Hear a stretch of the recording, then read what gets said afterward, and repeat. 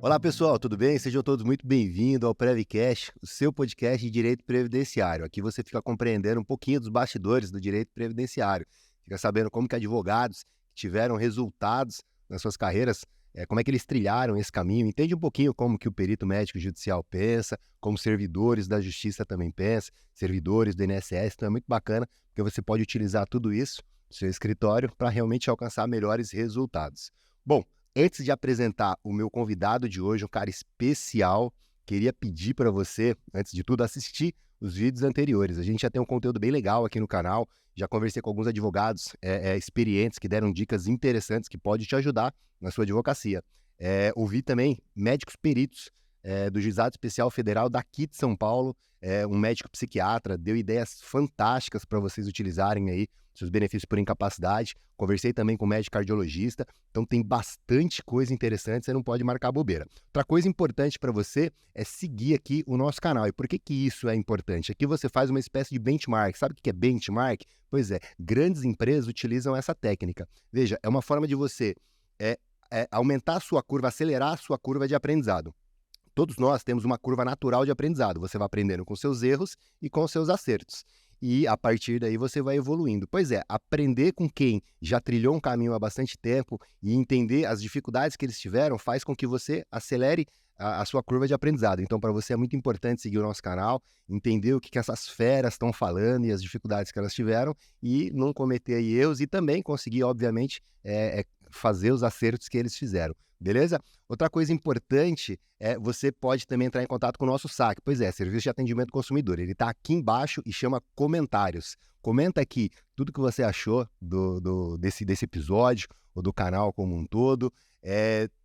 Dê aqui os seus elogios, as suas sugestões. E você aí que é hater, gosta de descer a lenha, fica à vontade também para criticar, porque não tem problema aqui. É importante a gente entender como a coisa está acontecendo, porque o nosso objetivo realmente é trazer um canal cada vez melhor para a advocacia previdenciária. Beleza? E como é que você pode ajudar esse canal? Tem uma forma, compartilha nos seus grupos de WhatsApp, porque isso faz com que o canal cresça e na medida em que ele cresce, além da gente ter um ânimo maior, faz com que a gente também traga profissionais cada vez mais do gabarito do profissional que temos hoje aqui e quem se beneficia ao final é você aí que pode utilizar dicas importantes no seu escritório. Beleza? Bom, sem mais delongas, apresentar para vocês esse cara de hoje que conhece muito de direito previdenciário, tem bastante experiência para poder passar para gente, atua num nicho bem legal também, tem representatividade junto à OAB e com certeza vai ser um papo muito legal. Dr. Sérgio Reis Guzmão, seja muito bem-vindo ao nosso Previcast, tudo bem?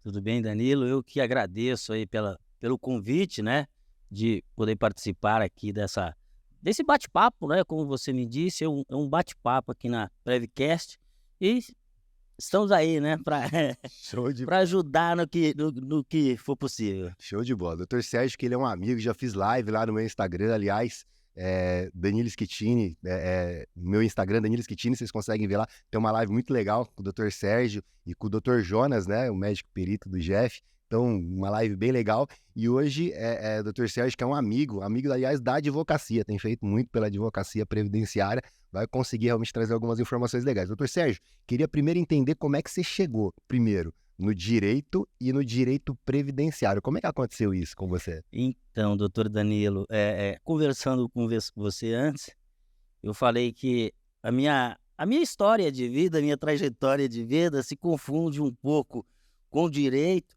por conta digo assim, da necessidade. Talvez essa seja a palavra mais adequada, né? E para falar como cheguei no direito, eu preciso contar a minha história, um pouco da minha história de vida. Vamos lá. Você sabe, e aqueles que me conhecem já há algum tempo, sabem que não é segredo para ninguém, que eu nasci na zona rural, no interior de Minas, né, numa cidadezinha de nome Medina, no Vale do Jequitinhonha. Nasci na zona rural e fui conhecer a cidade quando entrou no período de estudar, tá? Quando eu estava prestes a completar 7 anos, meus pais me levaram para a cidade para poder estudar. E comecei a estudar, e como todo menino de interior, a gente começa a trabalhar cedo, começa a brincar cedo, então eu trabalhei na rua vendendo picolé, trabalhei em oficina mecânica, trabalhei na feira, aos sábados trabalhava na feira, e com o passar dos anos, minha mãe me matriculou numa escola de datilografia. E nessa escola de datilografia, na conclusão do curso, você começava a digitar, tinha que digitar ofícios, requerimentos, e eu olhava aquelas palavras assim do direito e falava, meu Deus, o que é isso? O que isso significa? Mas para mim, ali era concluir o curso de datilografia. E terminando o curso de datilografia, eu fui nomeado para ser professor dessa escola. Isso com 16 anos de idade. E para mim foi uma alegria imensa para minha mãe, né? Minha mãe que morava na fazenda, a gente fala fazenda, mas é um sítiozinho, né, no interior de Minas. E era uma alegria para minha mãe, eu, filho caçula, de 11, Dando aula. 11, dando aula, sendo professor de datilografia. Que legal. Então, isso foi muito bacana, E o dono da escola de datilografia, ele fazia faculdade de Direito. Ele fazia faculdade de Direito na cidade de nome Teoflotone, em Minas, e distante da nossa cidade, 205 quilômetros. E eu comecei a gostar daqueles termos, e ele falava, faz direito, mas como fazer direito?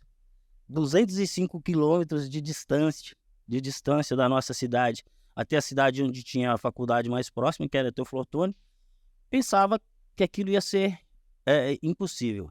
Infelizmente, minha mãe veio falecer, né? Eu ainda jovem, e concluí lá em Minas, na minha época, era o ensino médio. O que é ensino médio hoje era científico, a gente falava científico. E aí, com o passar dos anos, isso já com 19 anos, eu falei, eu quero estudar, mas aqui eu não tenho condição de estudar.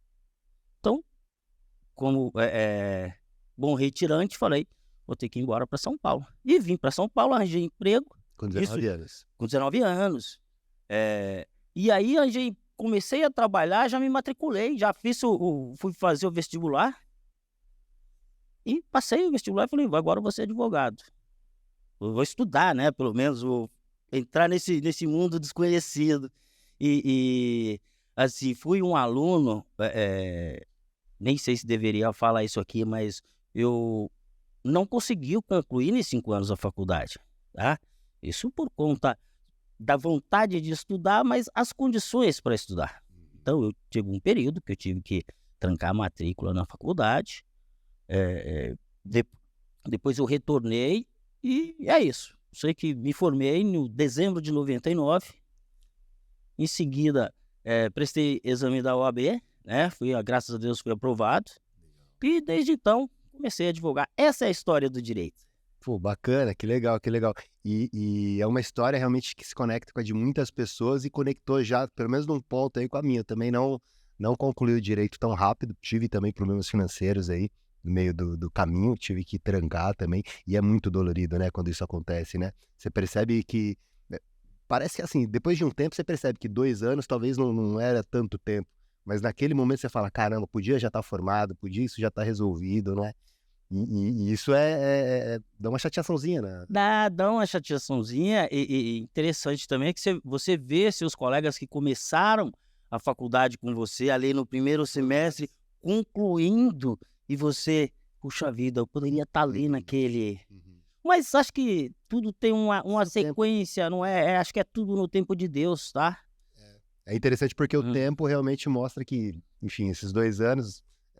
Você fez quando tinha que ter feito, né? Eu acho que é mais ou menos isso. E o previdenciário? Você já começou no previdenciário? Chegou a trabalhar antes, ter acesso? Você veio do meio rural, já via isso lá antes ou não?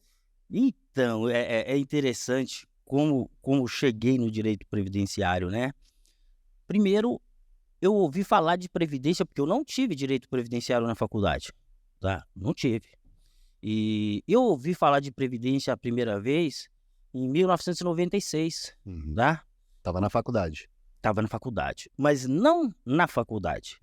Isso, quando eu vim para São Paulo, eu vim morar com meu sobrinho e meu irmão.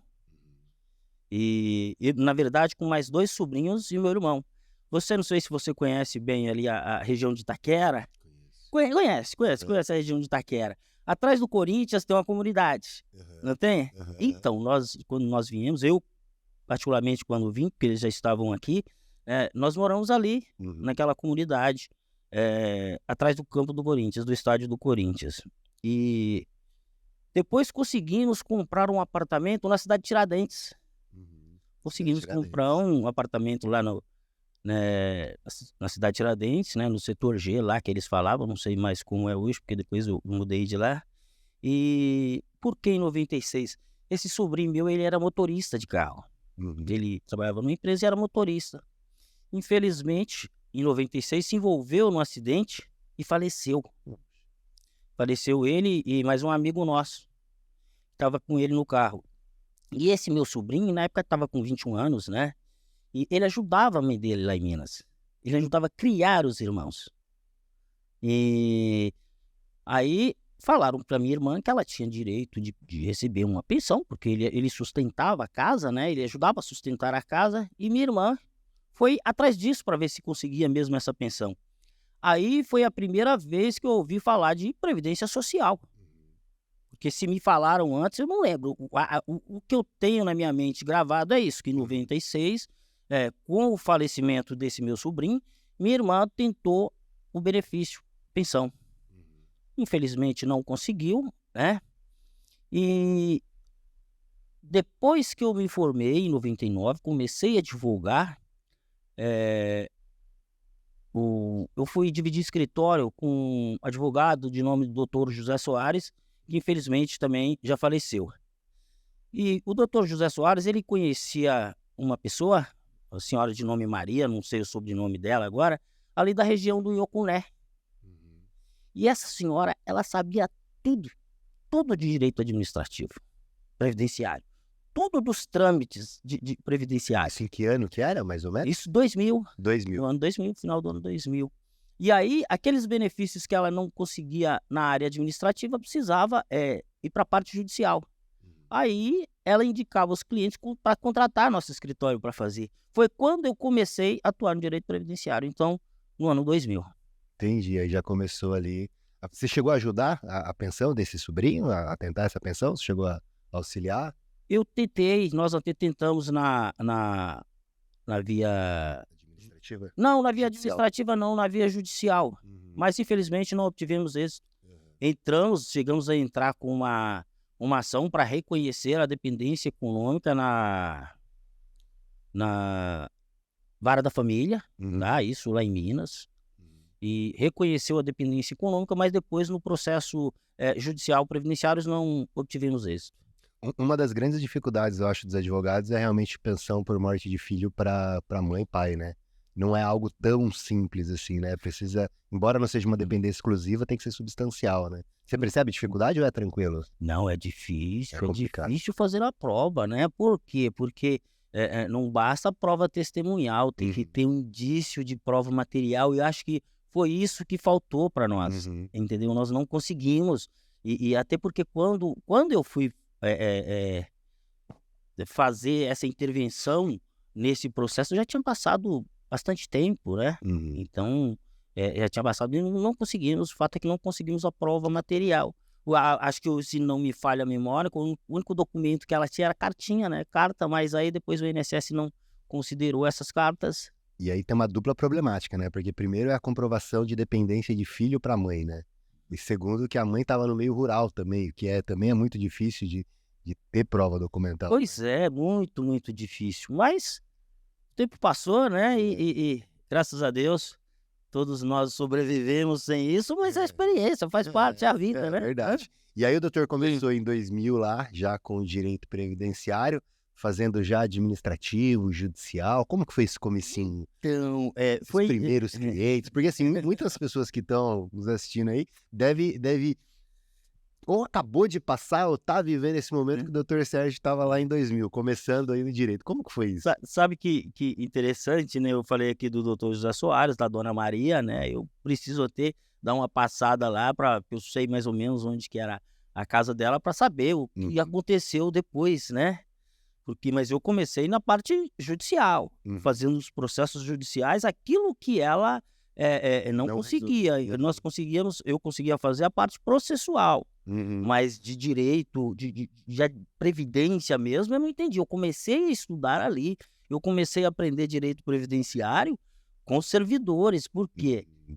Eu você conhece ali a agência do Tatuapé, né, Sim. Euclides Pacheco, que não só Tatuapé, a Penha, eh naquela época, a gente marcava os locais com pedra, tinha que ir de madrugada, aí eu Nossa. aproveitava o tempo que ia dar entrada no benefício, para conversar enquanto estava conversando com o servidor, sempre pegando orientação, anotando, conversando com as pessoas na fila, porque às vezes a pessoa que estava na fila lá, você tinha que pernoitar quase, Uhum. que tinha que chegar de madrugada lá na fila e o atendimento era para 10 pessoas só, 10 Nossa. benefícios. Se você fosse o 11º, então você Você chegou a perdia. dormir na fila algumas vezes? Cheguei pra fila 11 horas da noite para ser atendido no No outro outro dia, dia, no outro nossa. dia, mas Qual que era a agência é, pior? Você lembra qual que era a pior, assim, pra você? era Tatuapé, Tatuapé, né? Tatuapé lá, né, Hã, no Euclides da Pacheco. Euclides. Cara, que momento que a Hum, nossa sociedade viveu, né, doutor Sérgio?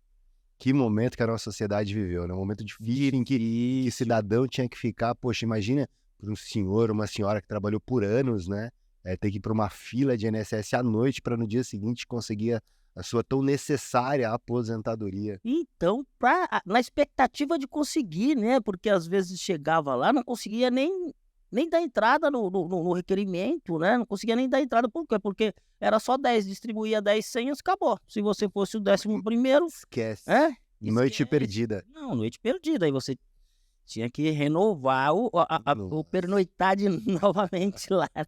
Nossa, Hum. foi um momento difícil mesmo que a nossa cidade viveu, né. Ainda bem que passou, hoje está muito mais fácil, né, alguns advogados hoje reclamam aí do sistema que não funciona muito bem às vezes, mas já tivemos momentos mais difíceis aí, né. Olha, Danilo, reclamar acho que faz parte da É, advocacia, né. de Não fato, é o ofício. não é exclusividade do advogado previdenciarista, É. tá. Reclamar é faz parte. Eu teve até uma época, né, que eu tinha um cartão e eu coloquei no meu cartão: "Reclamar não é defeito, é direito". É.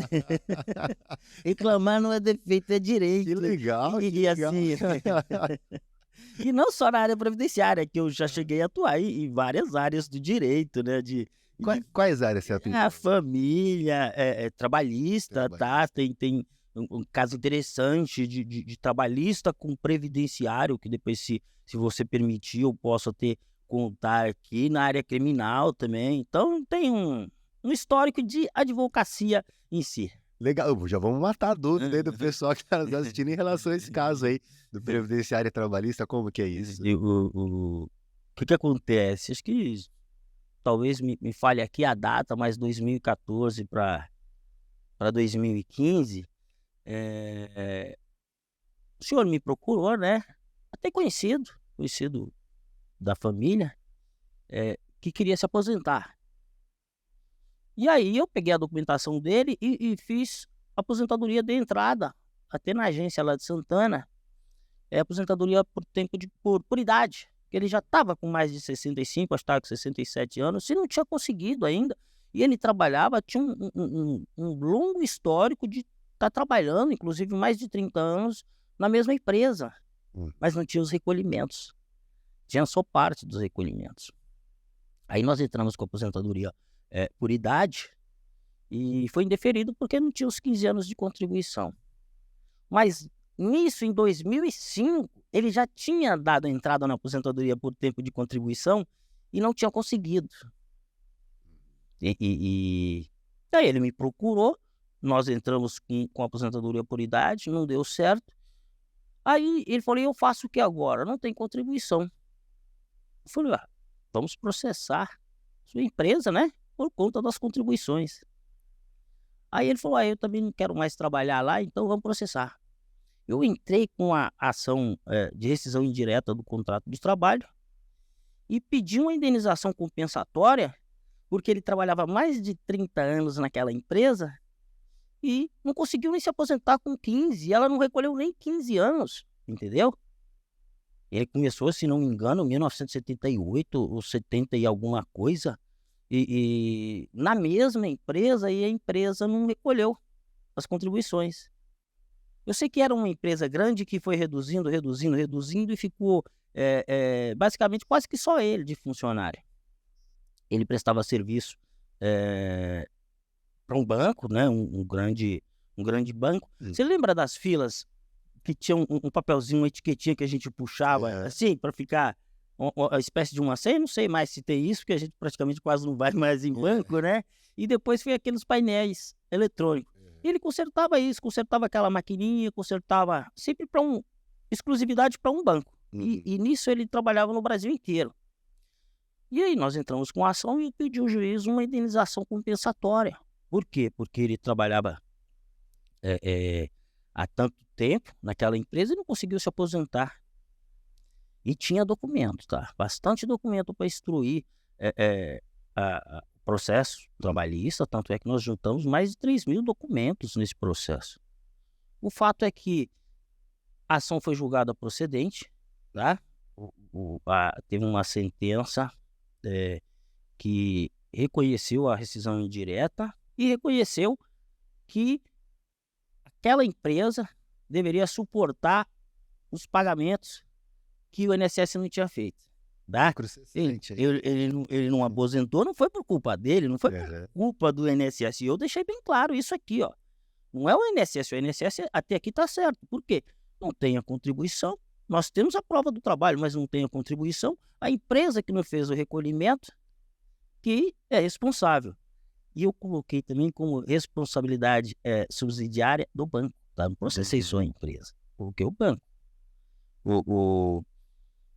Engraçado que aí no correr das audiências, né, que teve várias, esse processo foi um processo que teve umas 4 ou 5 audiências, e naquela perspectiva de tentar conciliar, foi oferecido valores, mas os valores nunca estavam próximos do que a gente queria. Veio a sentença, eu recorri, tanto a empresa quanto o banco também recorreram, e nós recorremos, por quê? Porque o juiz não tinha fixado na sentença retroativos. Eu pedi os retroativos de 5 anos anterior ao ajuizamento da ação e pedi dano moral. E o juiz não tinha dado, tá? Só que na sentença, talvez o filé daquela sentença, que o juiz não limitou data. Enquanto vida tiver, vai ter que pagar essa indenização, tá? E aí nós, como eu já disse, nós recorremos, o banco recorreu, a empresa também recorreu, fui para o tribunal, fiz sustentação oral e saímos de lá com indenização de dano moral e saímos de lá com pagamento retroativo aos 5 anos antes do ajuizamento da ação. Maravilha. O banco acabou perdendo prazo para recurso, né? Acabou perdendo prazo para recurso, o processo desceu para a fase de execução, e aí tínhamos que apresentar o cálculo ali da liquidação de sentença. Fizemos o cálculo de liquidação de sentença, e eu sei que na época foi homologado um valor bem substancial, tá? Só que nessa homologação colocou-se, a juíza entendeu os 5 anos, tá? Os 5 anos retroativos ao juizamento da ação até a data da homologação. E não tinha mencionado nada sobre as vincendas. As vincendas, né? E as vincendas não tinha data, não tinha prazo, né? Enquanto a vida tivesse. Só sei que acabou ela julgando isso aí, fixou a indenização em 30 anos, tá? E determinou que o pagamento fosse feito de uma só vez. Parcela única. Parcela única. Nos termos, acho que 950, parágrafo único, né? Do Código Civil. Do Código Civil. Determinou o pagamento em uma parcela única e foi isso. Olha que interessante. E aí, vou falar aqui de valores, mas foi o processo trabalhista. Por quê? Porque nós objetivamos lá, além das partes do que ele tinha, do crédito dele referente à ação trabalhista, nós levamos, foi mais uma ação previdenciária, mais uma ação Resolvida na área trabalhista resolvida na área trabalhista. e pago por uma empresa privada. E pago Não por pelo uma, INSS. e pago por uma empresa privada, porque na verdade quem acabou pagando isso foi o banco, né? O banco acabou pagando. Eu sei que meu cliente que ficou muito feliz e eu também. E o né? advogado, O advogado. fez um trabalho incrível, né? É. Mais do que merecido. E foi isso, então, assim, para aqueles advogados, e aí eu vou falar para você, advogado, você que está assistindo esse podcast aqui conosco, atue da melhor forma possível e tenta fazer esse link de trabalhista com previdenciário. Muitas vezes pode não dar certo, mas se você souber entrelaçar o direito previdenciário com o direito do trabalho, você tem grandes chances de resolver na seara trabalhista a demanda previdenciária. O limbo, por exemplo, é uma questão que é muito discutida, né? É o limbo jurídico, né? Quando o cara está sem receber benefício e aí a empresa não aceita ele de volta. Essa é uma problemática muito grande. Essa é uma problemática muito grande e que continua isso. Aí eu confesso para você que eu não consigo entender pela parte patronal, né? Por que não fazer uma intervenção junto ao INSS para tentar defender aquele segurado, tentar defender ali quem está à frente à sua empresa. Então, assim, por isso que dá essas questões. Trabalhista e previdenciário andam quase que juntos. Principalmente quando se trata de questões, né, de auxílio-doença, acidente. Eles nascem dentro de uma mesma base, né? Eles têm o trabalho como uma referência, né? Ou como uma fonte em que surge a partir do próprio trabalho, né? Tanto os direitos trabalhistas quanto o previdenciário, né? Então, e se nós formos analisar aí a história do direito previdenciário, a história do direito previdenciário com a Lei Eloy Chaves era para quem estava trabalhando. A proteção inicial era para o trabalhador em si, né? Então, desde 1923, né, a Previdência agora completou 100 anos, né, em janeiro, 24 de janeiro, completou 100 anos de Previdência Social, e o foco foi sempre proteger o trabalhador, e com a extensão aí aos seus dependentes, mas o foco principal era proteger o trabalhador. E isso, não sei se por cultura do próprio país, né? Não se protege. Os empregadores, eles não dão a devida proteção, e aí proteção financeira para eles mesmos, porque essa situação do limbo jurídico, isso é arriscado. Aqueles que me procuram nessa situação, quando são empregadores, eu falo, procura resolver isso daí, que isso pode te trazer um problema financeiro que você nem imagina. Pior que é. E as empresas muitas vezes respondem exatamente pela omissão, né? A omissão, e é o que você falou, resolve isso, e o resolver é ação, né? É agir. Porque na omissão, der problema lá, não acha que você tá livre, porque vai realmente ter problema. Doutor Sérgio, além da advocacia, hoje, seu escritório e tal, você também tem uma atuação junto à OAB, né? Você é presidente da Comissão de Direito Previdenciário da Penha, é isso? Isso, hoje eu estou, né, presidente da Comissão de Direito Previdenciário da subseção OAB Penha de França. Também sou membro da Comissão Especial de Direito Previdenciário da seccional, né? E eu já fui presidente, né? Já estive presidente da Comissão de Direito Previdenciário da subseção Vila Prudente.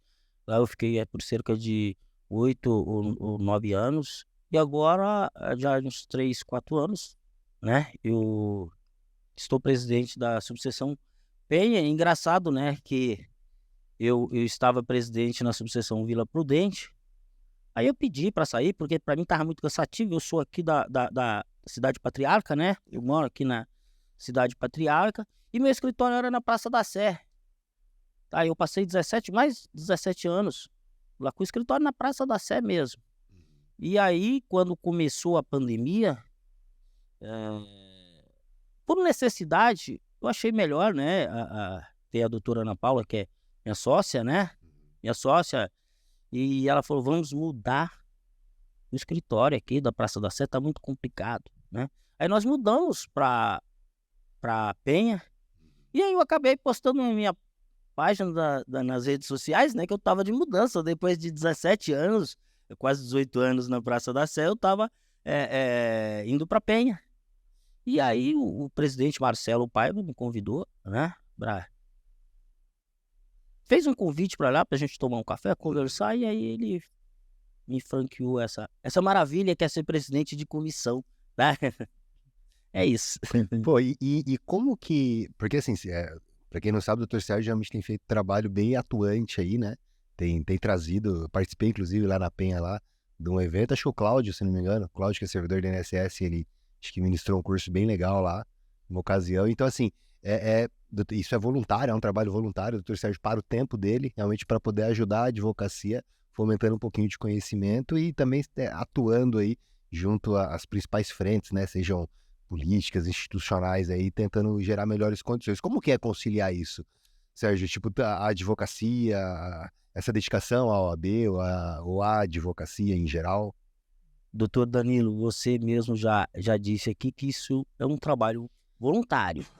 E de fato, é um trabalho voluntário. É um trabalho que precisa muita dedicação.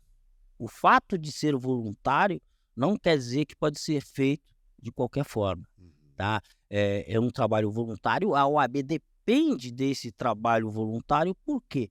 Porque isso é para aperfeiçoar a nossa classe, isso é para aperfeiçoar a advocacia, e quando você aperfeiçoa a atividade advocatícia, você melhora a sociedade como um todo, tá? Porque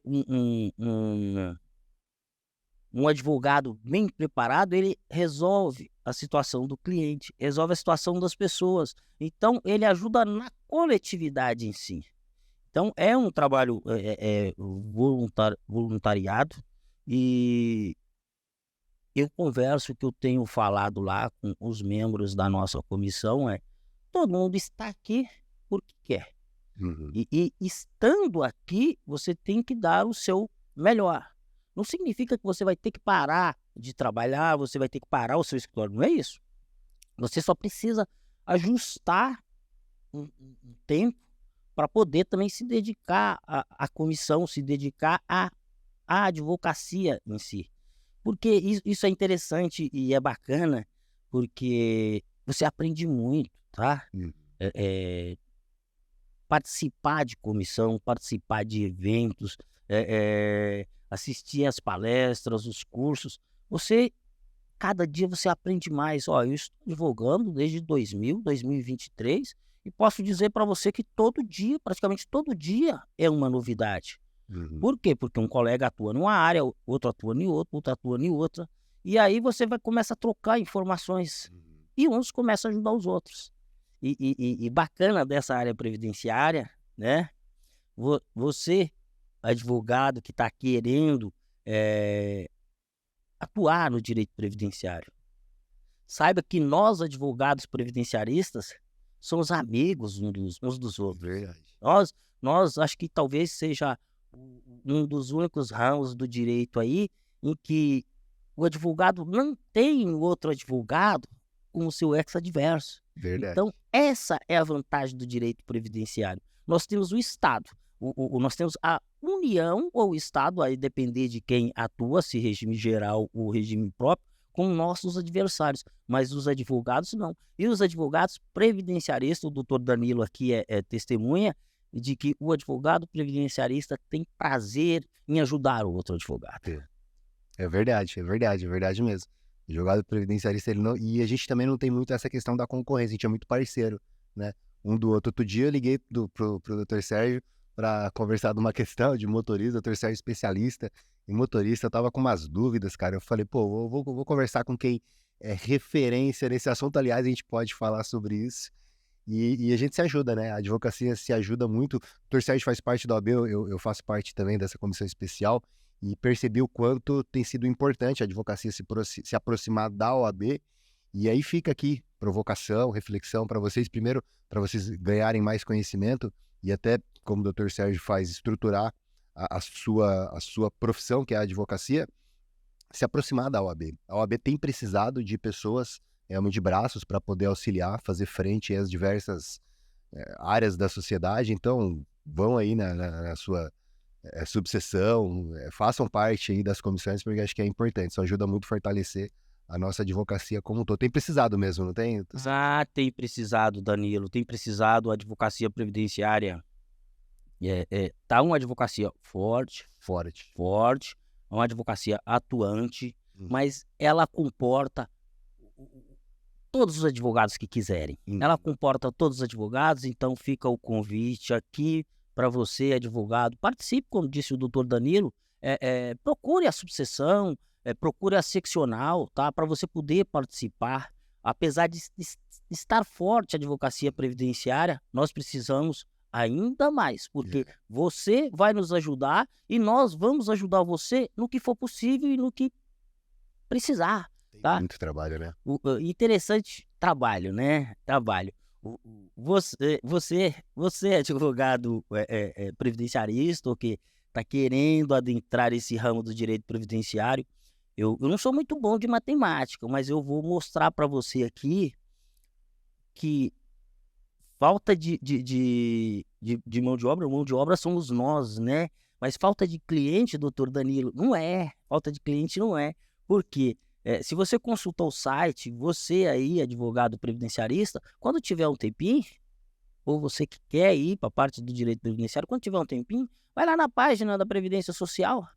Vai lá que você vai ver que existe mais de 35 milhões de benefícios que são geridos pelo INSS. Aí, doutor Danilo, não precisa ser bom de matemática para fazer uma continha. 35 milhões de benefícios geridos pelo INSS, tá?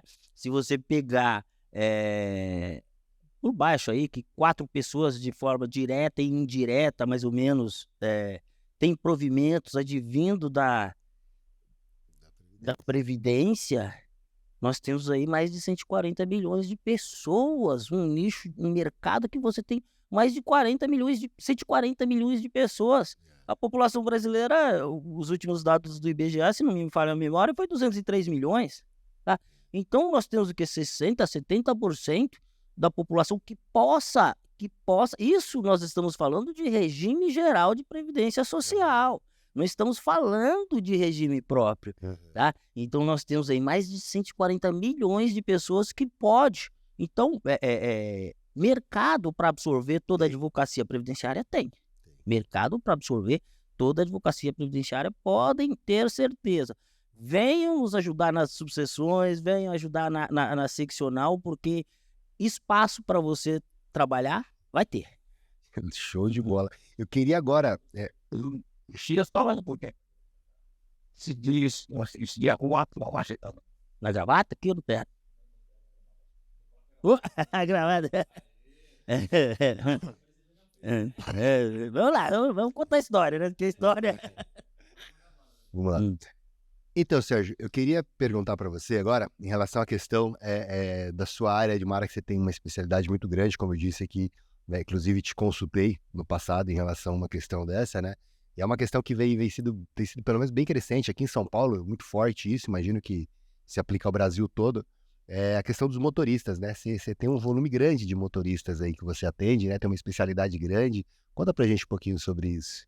É interessante, né, falar sobre isso, porque na cidade de São Paulo, Danilo, e aí foram informações que me foram passadas, né, por uma pessoa do sindicato dos motoristas e cobradores, que na cidade de São Paulo tem uma média de 49 a 50 mil motoristas e cobradores, tá? Pelo menos o que me foi passado por uma pessoa e que pertence lá ao sindicato. E entre esses 49 e 50 mil trabalhadores, tá? E isso na cidade de São Paulo. Eles têm muito problema. O problema deles, quando se fala em motorista, na atividade de motorista e cobrador, quando se fala na atividade de aposentadoria especial, por exemplo, um dos grandes problemas que nós advogados temos, que os trabalhadores têm, é com PPP, tá? Com PPP, porque as empresas não entregam, quando entregam de forma equivocada, tá? De forma a não representar ali a realidade, né? Em que aquele trabalhador esteve exposto a um ambiente insalubre, um ambiente prejudicial à sua saúde. As empresas de ônibus não têm esse problema de entrega de PPP. Elas não têm problema de entrega de PPP. Elas entregam os PPPs. Só que os PPPs nunca representam, tá? A realidade. Os PPPs nunca representam a realidade. E diante disso, o que tem se feito? O que nós temos feito? Nós entramos quando o motorista, o cobrador, o motorista nos procura, né, para interceder ali junto ao INSS, fazer um requerimento de aposentadoria dele. Nós analisamos. O primeiro passo que nós analisamos é se aquele período anterior a 95 ele estava a 28 de abril, até 28 de abril de 95, se ele já estava na atividade. Porque se ele já estava na atividade, então ali presume-se que é especial. O problema foi posterior, 29 de abril de 95 para cá.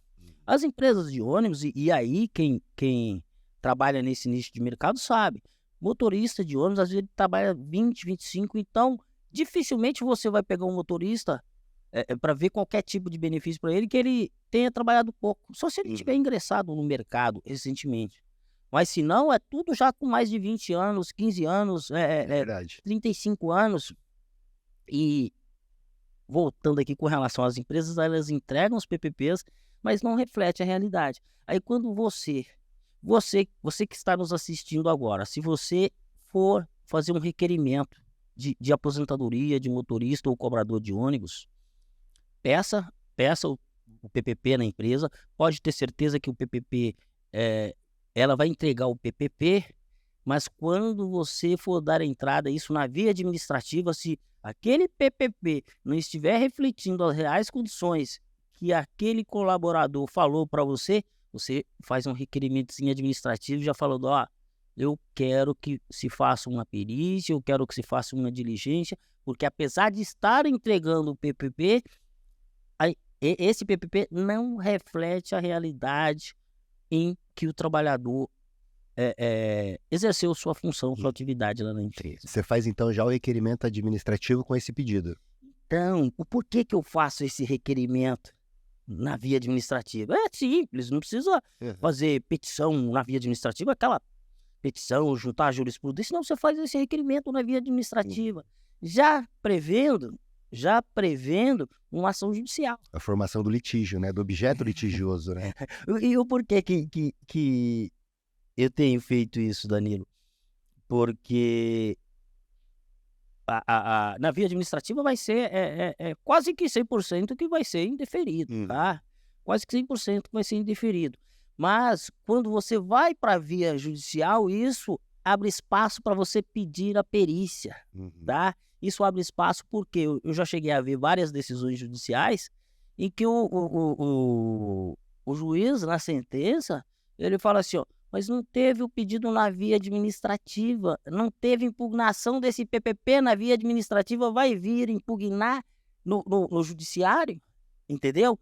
Então, se você já fala lá na via administrativa que aquele PPP, apesar da empresa ter entregue, ele não reflete a realidade, o INSS, no mínimo, entendo eu, tá? No mínimo, deveria fazer, e você sabe, todos aqueles que vão assistir esse podcast com você, que sabem que na via administrativa o INSS não vai, né? Não vai e não reconhece. Nada. É interessante, dica importantíssima aí, você advogado, previdenciarista, interessante, vai pegar caso de motorista de ônibus, e o Dr. Sérgio toca numa coisa que às vezes as pessoas não percebem, né? O direito, ele, sobretudo quando discutido judicialmente, ele busca o enfrentamento da pretensão resistida. Eu tenho uma pretensão e o Estado resiste, né? O Estado, no caso aqui, é a autarquia e o INSS. Então eu quero que seja feito perícia e ele não quer me dar. Pronto, eu tenho aqui o objeto litigioso, né? Eu tenho a formação da pretensão resistida. Então, isso me permite discutir judicialmente, buscar então o Poder Judiciário para entregar para mim a prestação jurisdicional que eu pedi junto ao INSS. Então, é interessante, é assim que funciona o direito, né? E o Dr. Sérgio, então, estrategicamente já junta na fase administrativa, porque quando vai para o judicial, evita problemas. Mas aqui em São Paulo, sobretudo, pensando aqui na sua experiência, né? O senhor acho que pode ajudar muita gente nesse sentido. A gente tem o juizado, né? Que muitos processos são discutidos e têm que ser discutidos no juizado, a gente não tem opção, né? E outros na vara comum. Como é que você tem percebido esse comportamento, o comportamento desses processos no judiciário? Sobretudo o judiciário aqui de São Paulo, né? Você tem atuado também em judiciário de fora, de motorista de ônibus fora de São Paulo ou apenas de São Paulo? Danilo, eu vou responder aqui de acordo com a ordem das perguntas, mas a ordem inversa, tá? A ordem inversa. Não, eu tenho limitado atuais em São Paulo e Grande São Paulo, tá? Com relação a motoristas e cobradores de ônibus. Então, a minha limitação está aqui até por conta de opção, tá? Por conta da opção. Agora, nós temos que separar a justiça federal, a justiça da justiça do juizado, tá? Nós temos tido bastante problema com o juizado,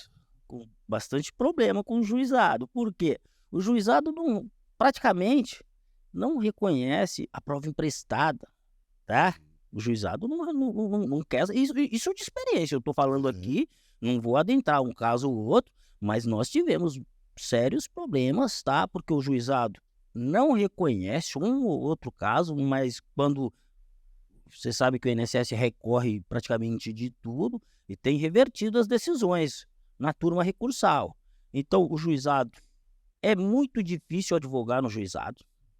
O juizado não reconhece,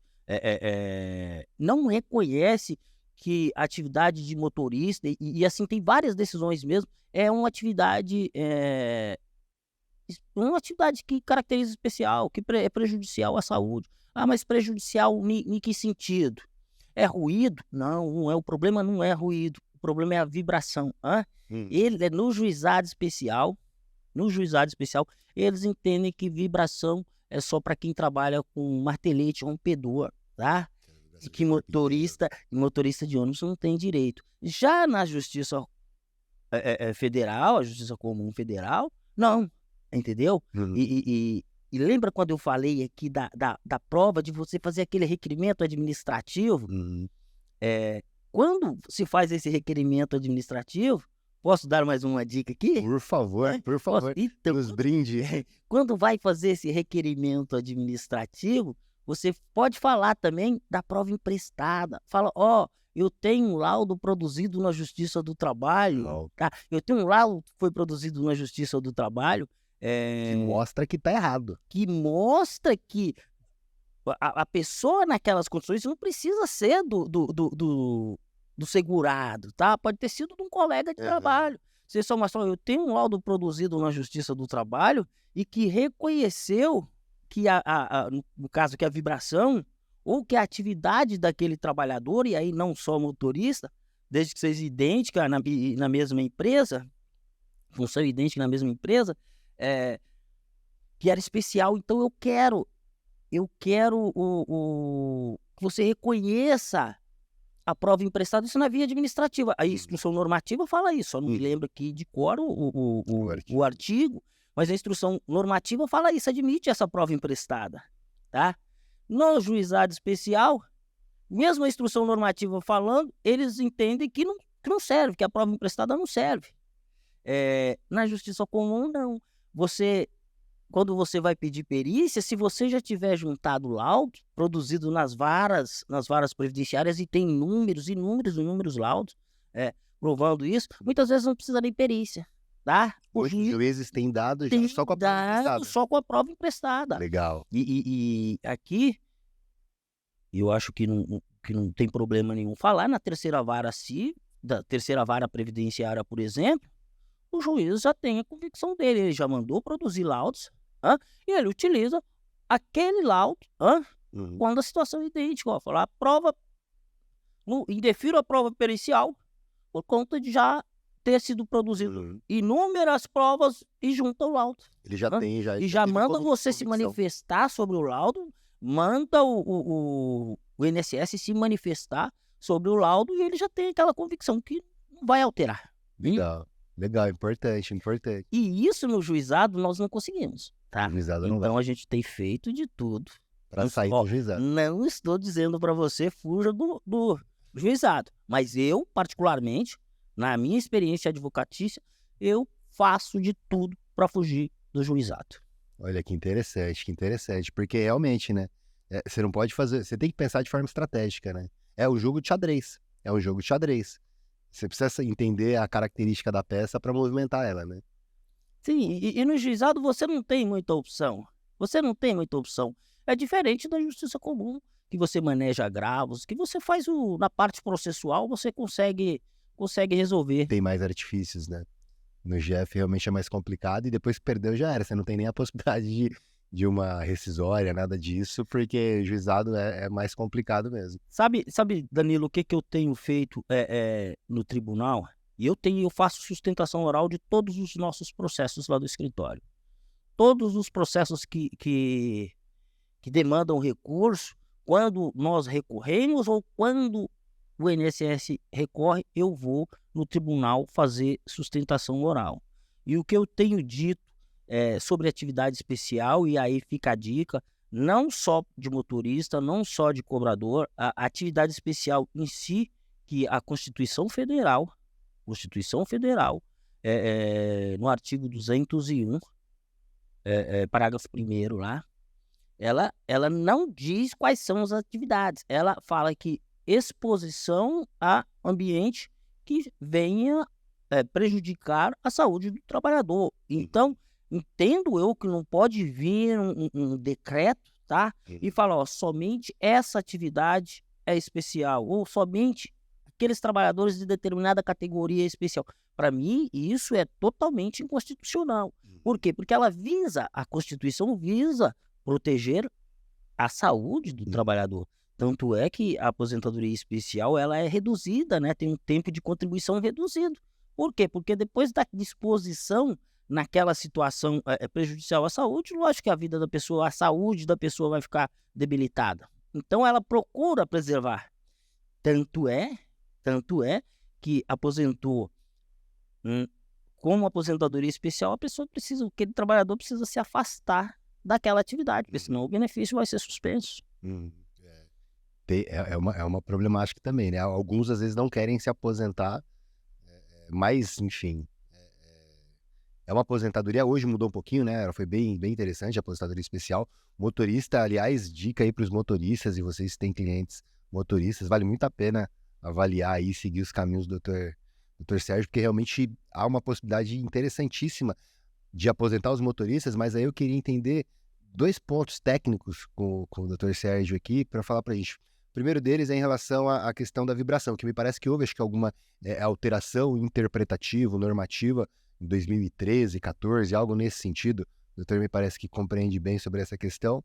E também a questão do motor, né? Porque acho que também é um outro fator que bate bastante aí, né? Quando o motor é dianteiro e quando o motor é traseiro.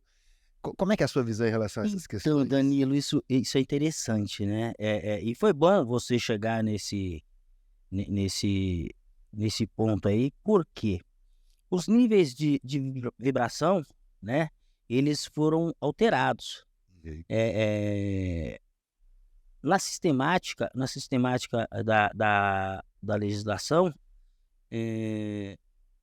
até 0,48 metros por segundo, acho que é isso que eles falam lá, não causa nenhum dano à saúde do trabalhador. E aí isso vai alterando de forma que acima de 0,86 metros por segundo, até 13 de agosto de 2014.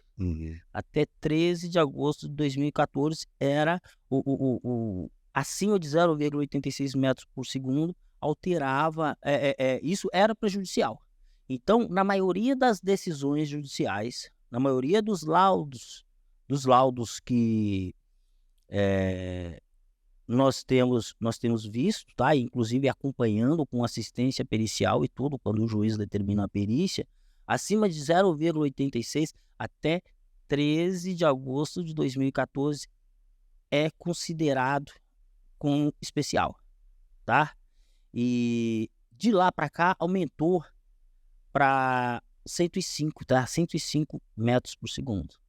É interessante observar que de 13 de agosto, se não ultrapassar, mesmo na perícia, se não ultrapassar 105 metros por segundo, não considera mais, tá, como agente prejudicial à saúde, tá? E isso já está praticamente naquele laudo que eu falei, que o juiz da terceira vara previdenciária tem, tá lá, tá claro isso daí. Até 13 de agosto, então, é interessante isso aqui, porque geralmente os motoristas de ônibus, você pega, eles têm 15, 20, 25, 30 anos de trabalho, muitos deles já se aposentaram, e aposentaram sem considerar esse tempo especial. Olha o nicho de mercado para revisão, Danilo.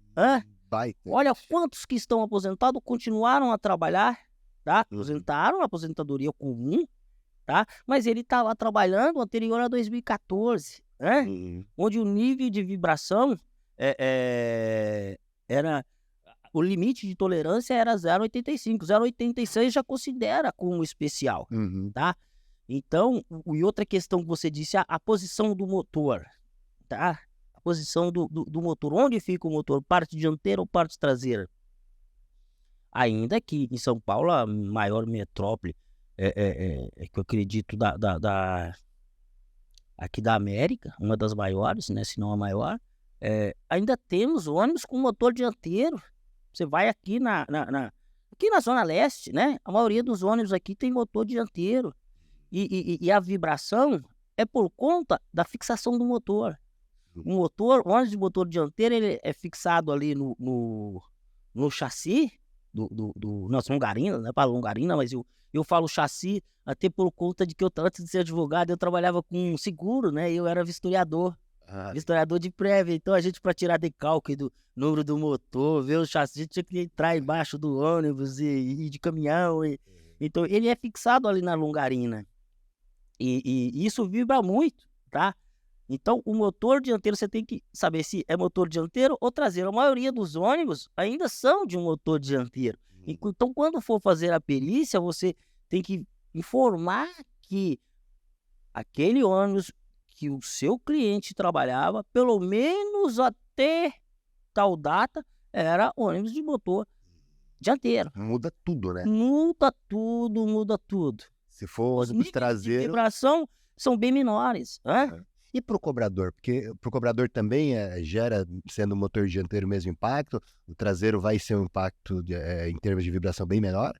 Gera a mesma coisa, porque ele é fixado ali na Longarina, e esses ônibus de motor dianteiro, e aí é uma questão de mecânica, né? Eu não entendo muito, apesar de, quando eu disse para você que eu trabalhei em oficina, eu trabalhei em oficina quando eu era criança, não aprendi nada. Não aprendi nada. Um pouco que eu aprendi foi fazendo vistoria, né? E a gente fala coxim, todo carro tem coxim de motor, isso aí num linguajar bem simples, né? A fixação do motor não pode ser fixado diretamente na Longarina, mas o coxim do motor não suportava a vibração, então ele vibra, tanto é que quem anda de ônibus, que tá lá no fundo do ônibus, sente tremer tudo. Imagina o cobrador. O cobrador que passa ali 8, 9 horas ou mais, né? Você imagina o impacto disso na coluna vertebral. E tem estudos, tá? Estudos feitos pela USP, tá? E que, se não me engano, 69% dos motoristas e cobradores de ônibus têm problema na coluna cervical. E é difícil, assim, não sei se você já teve casos de doença ocupacional de motorista em relação à coluna, porque muitos têm mesmo. Mas para reconhecer o nexo de causalidade é uma tormenta, não é? É uma tormenta. Não só o problema de coluna, tá? Acho que 71% desses estudos feitos pela USP, e estudos científicos mesmo, mostra que eles têm problemas psíquicos, tem problema com alcoolismo, tá? Então, e isso tudo está lá nos estudos, que é oriundo do quê? Do estresse, da vibração do corpo, que mexe com tudo, com o organismo inteiro da pessoa. Então, agora, provar o nexo causal na justiça do trabalho é difícil. Não é É fácil. difícil. Em 2014, teve um processo movido pelo sindicato contra uma empresa de ônibus aqui de São Paulo, e a conclusão é de que todos os trabalhadores, motoristas e cobradores de ônibus, isso daí está na internet, viu? Vocês podem pesquisar, tem o número do processo, tem o laudo disponível, que todos os motoristas e cobradores de ônibus de uma determinada empresa tinham direito a receber pela insalubridade, tá? Por quê? Porque o componente, o agente vibração, tá? Agente físico vibração causava danos irreparáveis em todos os motoristas e cobradores. E isso é um laudo produzido pela Justiça do Trabalho, uma ação ajuizada pelo sindicato, só que, infelizmente, o sindicato acabou fazendo um acordo com a empresa e parou aí. O juiz não sentenciou esse processo. Depois que foi produzido o laudo, o juiz não sentenciou, ele só homologou o acordo. Não sei as condições, e também não me interessa saber em que foi homologado esse acordo, mas esse é um laudo pericial que várias decisões previdenciárias, inclusive nós tivemos uma decisão previdenciária no juizado especial que reconheceu esse laudo como prova emprestada, tá? Isso no juizado especial, que eu falei para vocês aqui, que eu tenho minhas ressalvas com o juizado. Mas depois, no tribunal, no recurso, eles afastaram esse laudo, mas é um laudo produzido na Justiça do Trabalho, que serviu de base para vários outros processos. Tá? Interessante. E na trabalhista tem sido reconhecido a adicional de salubridade? Não tem. Né? Por conta disso, não tem. E fica uma dica aqui para você que vai advogar para motorista e cobrador. Todos eles, a maioria deles, acho que todos seria muita pretensão minha, mas a maioria deles tem 15, 20 anos, e quando eles se aposentam, não querem voltar na empresa nem mais um dia. Verdade. Quando eles aposentam, não querem voltar na empresa. Então, aposentar, né? Se você consegue a aposentadoria desse trabalhador, ele vai ficar tão satisfeito que ele vai passar ação trabalhista para você. Tá? Então se prepara, porque direito do trabalho e direito previdenciário, como eu disse no início aqui, eles se conectam e se conectam muito. Então ali você pode, e aí tem que ser analisado caso a caso, ali você consegue, tá? Além do processo previdenciário, você consegue o processo trabalhista. Interessantíssimo. Depois de agosto de 2014, com a mudança normativa desse limite, né? Desse limite de exposição aí à vibração, com os motores dianteiros, também algumas perícias constatam exposição acima do limite, ou depois de agosto de 2014 já não é mais possível? Constata, ainda é também. possível, por isso que o seu pedido não pode se limitar até 13 de agosto, tá? Seu pedido não pode, mas aí depende de quê? Depende do ônibus que vai ser periciado, tá? Depende das condições do ônibus que vai ser periciado. Tem uma empresa de ônibus aqui em São Paulo, por exemplo, que o trabalhador está alocado em uma garagem, a gente fala garagem, né? Tá numa garagem X, mas quando vai fazer a perícia, a gente tem que pedir ao juiz a perícia na outra garagem, tá? Por quê? Porque não tem mais aqueles ônibus. Não tem mais ônibus com motor traseiro, tá? E, modéstia à parte, um ônibus hoje novo é bem confortável, mais confortável, assim, do ponto de vista da suspensão e tudo, tem muitos carros aí, entendeu? Mas, assim, a dica, mesmo após 13 de agosto, você peça. Aham. Você pede para que seja Se avaliado. for juntar laudo, prova emprestada, é bom já juntar um que tenha um limite superior. Tem um nível superior A 105, você falou? a 105. 105, legal. 105. E aí depende das condições do ônibus, né? Mas acontece que meu cliente trabalhou numa empresa X que fechou. Não existe mais essa garagem, fechou. Tá bom. Perícia por similaridade. Eu quero perícia por similaridade. A empresa, ele trabalhou no período tal, a empresa fechou, mas eu quero que faça naquela garagem. Por isso, e o juiz dá. O juiz dá. Outra dica, se você puder contratar um assistente, e aí não só para a previdenciária, trabalhista, se você puder contratar um assistente, quando vai fazer essa perícia, é fundamental, tá? Legal, legal. O assistente técnico, ele auxilia aí você conseguir, quando tiver perícia, né, ao laudo positivo, né, e evitar, por exemplo, que a empresa fique também indicando aí ônibus inadequados, né? Ou o trajeto também altera bastante, né? O trajeto, Danilo, Ou não? é complicada essa questão de trajeto. Complicada a questão de trajeto porque a vibração em si não é por causa de um nível de buraco que tem na rua. E a gente já fala buraco mesmo, porque não é por conta de passar em buraco. A vibração é por causa do motor ali, né? Legal. Calibração dos pneus importa. Calibração dos pneus, e aí quem me passou essa dica foi um perito, né? Perito que às vezes faz assistência também, né? E tem uma empresa de assistência. A calibração dos pneus é mais importante do que buraco, né?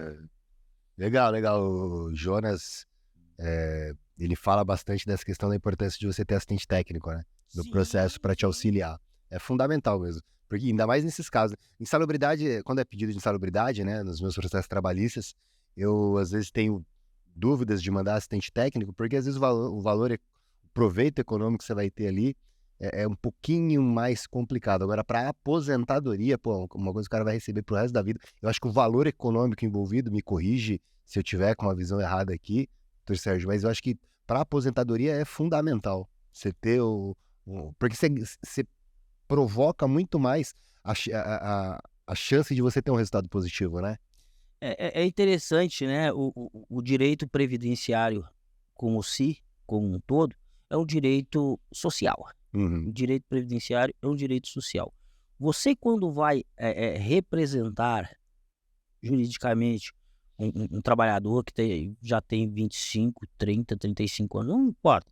Quando você vai requerer um benefício previdenciário, você tem que pensar o seguinte: esse trabalhador, esse segurado, ele teve uma vida contributiva e agora não é que ele quer parar, ele precisa parar. Ele precisa parar e precisa se manter, tá? Então, é um benefício quando você requer uma aposentadoria para uma pessoa, você tem que pensar o seguinte: isso aqui é ad eterno para ele, tá? É ad eterno para ele e para um dependente dele. Então, é preciso analisar com muito cuidado, com muito carinho, tá?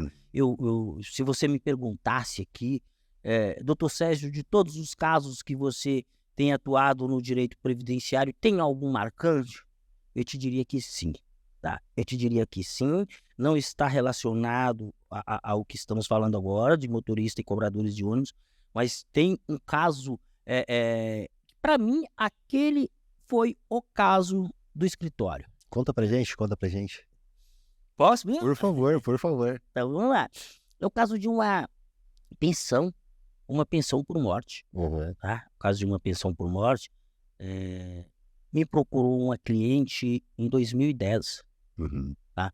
Em 2010, ela me procurou, que o marido dela havia falecido, e ela tinha tentado a pensão, mas o marido dela havia falecido em 1991.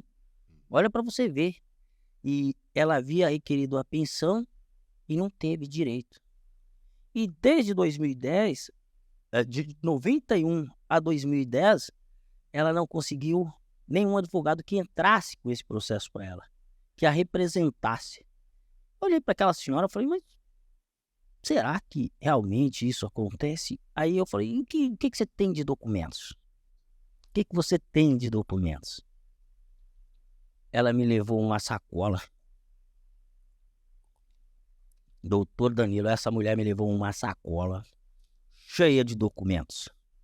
Documentos antigos que aqui chegava, tem um cheiro ruim, um cheiro estranho, né? Teatro. E nessa época, eu estava fazendo pós na Escola Paulista de Direito, na IPD, e eu ia apresentar um seminário justamente sobre pensão por morte, tá? Aí eu aproveitei essa situação para mim poder também desenvolver ali um estudo para mim fazer aquela apresentação, né, na pós. E eu fui analisar os documentos dela. Então, óbvio, deixa eu ver de que esse cidadão faleceu. Estava lá, ele morreu com problema no fígado. Aí eu comecei a investigar, isso que ele já tinha problema, ele vivia bêbado. Vivia mais bêbado do que...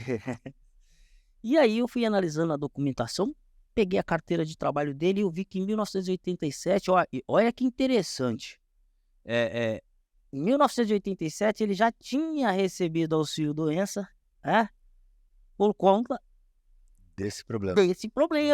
Do alcoolismo, 1987. Ele ficou de 87 a 89, 2 anos afastado, por causa desse mesmo problema, que ele veio falecer em 91. E aí eu falei, me traz documentos médicos. E ela me trouxe muitos documentos médicos. E como ele tinha esse problema de alcoolismo, que o alcoolismo é uma doença. O alcoolismo é uma doença. E eu vi que na documentação dele ele tinha sido demitido em 93. Olha para você ver. 93, Não. Ele morreu em 99, perdão. Não é que ele tinha falecido em 91. Ele faleceu em 99, tá? E ficou desempregado em 93. Teve um único emprego, trabalhou 25 anos no mesmo emprego, foi desligado lá. Ela me disse, né, que teve a ter relação por conta do alcoolismo, tá? E ele faleceu em 99, julho de 99. Olha, se você pegar 99, de 99 para 93, são 6 anos, tem qualidade de segurado, não tem mais qualidade de segurado. Mas, diante daquela documentação médica, entendi que ele não tinha perdido a qualidade de segurado. E antes dele perder a qualidade de segurado, ele já estava incapacitado. E aí pedimos perícia, né? Uma perícia indireta naquela documentação médica. No primeiro momento o juiz negou. Não vai se fazer perícia. Fazer perícia nos documentos. Aí eu agravei dessa decisão.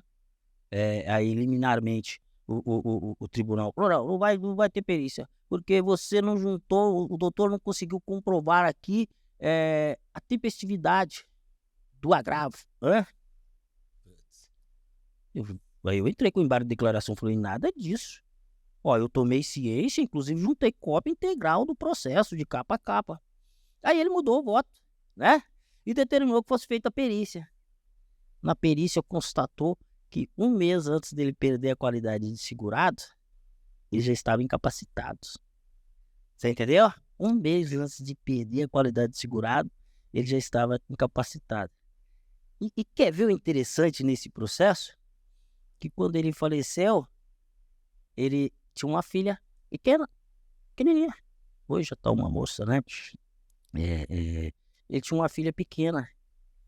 E aí, quando nós entramos com esse processo, foi antes dela completar 16 anos. Então, foi reconhecido o pagamento o tempo todo, desde 1999, desde julho de 1999. História bonito aí. Olha para você que interessante. Envolveu qualidade de segurado, envolveu prescrição, que não teve prescrição, porque ela não tinha ainda 16 anos, quando entramos lá em 2014, que entramos com esse processo, envolveu a questão de prova pericial, agravo de instrumento. Então foi um processo que teve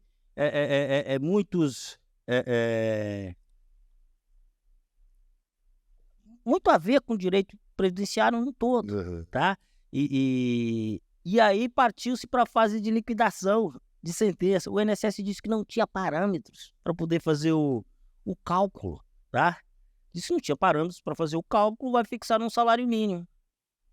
Aí eu impugnei isso daí e falei, não, como não tem parâmetros? Se ele foi reconhecido que ele estava incapacitado antes de perder a qualidade de segurado, em 96, eu quero que faça com base no que ele teria direito de receber um benefício previdenciário. Perfeito. Perfeito. E assim foi reconhecido, tá? E assim foi reconhecido. E aí você imagina, a coisa de um salário mínimo pulou para quase teto, porque ele trabalhava num banco e ele era gerente de banco, né? Então ele contribuía sempre no teto da Previdência. Então, por que eu falei desse processo? Porque é um processo complexo. É um processo complexo e que, ali, olhando a carteira de trabalho, você aí que está nos assistindo, quando você pegar uma carteira de trabalho, vai lá nas páginas finais, não fica só voltado ao registro, aqueles apontamentos do registro. Dá uma olhada, dá uma folheada na carteira de trabalho. Hoje ela é digital, mas se você tiver a oportunidade de pegar a carteira física, porque foi isso nesse caso. Eu observei lá, nesse caso, que em 1987, Tinha um auxílio essa pessoa já tinha um afastamento de 2 anos e faleceu anos depois do mesmo problema de saúde. complicações do que fez com que ele afastasse no Sim, passado. sim. Interessantíssimo. Interessantíssimo, e trouxe dicas importantes aqui, né? Primeiro, acho que a gente não pode fazer pré-julgamento, né? É importante realmente analisar o caso como um todo, né? O Dr. Sérgio inicialmente achou que, pô, não é possível, será que ninguém quis pegar? Por quê? Provavelmente não tem direito, mas foi lá, avaliou realmente com técnica, né? Buscou solução, né? Porque acho que isso é o importante, né? Até numa outra entrevista que nós tivemos aqui, acho que foi com o Dr. Eduardo, ele falou exatamente sobre isso, né? A gente precisa encontrar soluções. A pessoa já está com tantos problemas, né? Ela procura a gente para encontrar soluções mesmo. O Dr. Sérgio encontrou solução para ela e realmente resolveu o caso. Muito bacana. O que, na verdade, agora só eu fico triste é com o nosso tempo, gente. Como o tempo passa rápido aqui, Dr. Sérgio. Não acredito. Parece, Sério? Hã? parece que é uma coisa de louco aqui.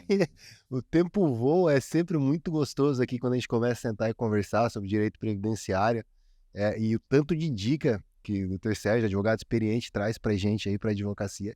E compartilha realmente muito conteúdo relevante. Eu já anotei bastante coisa aqui, vou assistir esse episódio mais umas 2 vezes com o meu time, dos meus escritórios, para o pessoal realmente aplicar, porque realmente muita dica interessante mesmo. Eu tenho alguns casos de motorista lá, e o Dr. Sérgio, inclusive, me auxiliou no passado aí, né, com algumas dicas, então, pô, bacana, muito legal mesmo.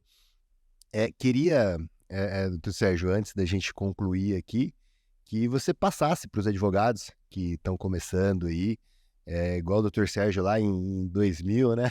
Quando eu estava no início ali. A gente sabe que a advocacia é uma atividade, primeiro, muito solitária, né? A gente começa muito sozinho, tem que tomar decisões. É por isso a provocação desse Previcast, né? Realmente o advogado que está sozinho lá pode se conectar com outros profissionais e entender um pouquinho como que é. A dificuldade sua também é a nossa dificuldade, né? Mas, enfim, nosso papel é superá-las. Então, o que você dá de dica para os advogados que estão querendo vir para o direito previdenciário, que já estão no direito previdenciário, sobretudo nessa fase inicial, ou passando algum tipo de dificuldade aí na sua carreira? Vamos lá, Danilo. A primeira dica que eu faço, na verdade, não é dica, é um convite, tá? É um convite para que procurem as subseções da OAB, onde vocês estão inscritos, tá? E procurem fazer parte das comissões. Procure fazer parte das comissões porque ali tem uma troca de ideias muito grande, tá? Existe uma colaboração de um advogado previdenciarista com o outro. Nós não temos ex-adversos advogados, tá? Em uma ou outra situação pode até ser que apareça, tá? Mas nós não temos ex-adversos advogados entre os colegas. Então, é uma família previdenciária. É uma família de militantes do direito social. E, assim, o que eu poderia deixar aqui como uma sugestão? No início aqui desse nosso bate-papo, eu falei que quando trabalhava na escola de datilografia, tinha-se que fazer memorandos, né? Os exercícios. Entre os exercícios era fazer memorando, era fazer ofício, tá? E tinha umas palavras muito difíceis. No direito previdenciário, aqui, a dica que eu posso dar, uma sugestão, talvez, não sei se pode fazer propaganda de um livro aqui, ou Claro, não. fica à vontade. Eu diria para vocês o seguinte: as terminologias do direito previdenciário muitas vezes deixam a gente confuso e a gente não entende direito o que aquilo quer dizer. Então, na primeira oportunidade, comprem um dicionário previdenciário. Comprem um dicionário previdenciário, e aqui eu indicaria indico, no caso, né, o dicionário do professor Miguel Orvati. O professor Miguel Orvati tem um dicionário previdenciário, porque a partir do momento que você começa a conhecer a terminologia previdenciária, o que aquilo quer dizer, vai ficar mais fácil sua vida na atividade advocatícia previdenciária. Então, o que eu diria é isso. E estudo, Danilo. É preciso estudar, é preciso participar de eventos. A OAB promove muitos eventos. Olha o que você, através da Prevcast, está fazendo aqui. É preciso estudar, é preciso assistir palestras, mas não só isso. É preciso ler, precisa ler muito, precisa entender muito. Por quê? Porque nós somos advogados do direito social, nós somos previdenciaristas, nós cuidamos talvez de uma das coisas mais importantes na vida do trabalhador, que é conseguir para ele um benefício ali que ele vai passar o resto da vida dele recebendo. Então, se esforcem. O campo do direito previdenciário, como eu já disse, olha, são mais de 35 milhões, tá? Mais de 35 milhões de benefícios geridos pelo INSS. Então, tem espaço para todos nós. E dificuldades todos encontraremos em qualquer área do direito que você exercer. Mas a vantagem do direito previdenciário é que nós temos amigos como o Danilo, nós temos as subseções da OAB que dão um apoio, tá? Então a dica é mova-se. Boa, muito bom mesmo. Dica importante. Hein? Direito previdenciário tem muitas nomenclaturas que são características do próprio direito previdenciário, né? Você não tem como aprender não mergulhando no direito previdenciário. O Dr. Miguel Orvati, ele é procurador, né? Ele é procurador. Eu fiz um curso com ele há muitos anos. Realmente é um cara que detém um conhecimento muito bom e fala muito bem, né? Muito bem. Ele é procurador, né? Ele é professor. Ele foi meu professor na IPD, foi meu professor no orientador, né? No mestrado. E depois eu concluí o mestrado, mas terminando com o professor Wagner Balera como meu orientador. Mas o Miguel, que foi durante quase todo o curso de mestrado, ele foi meu orientador.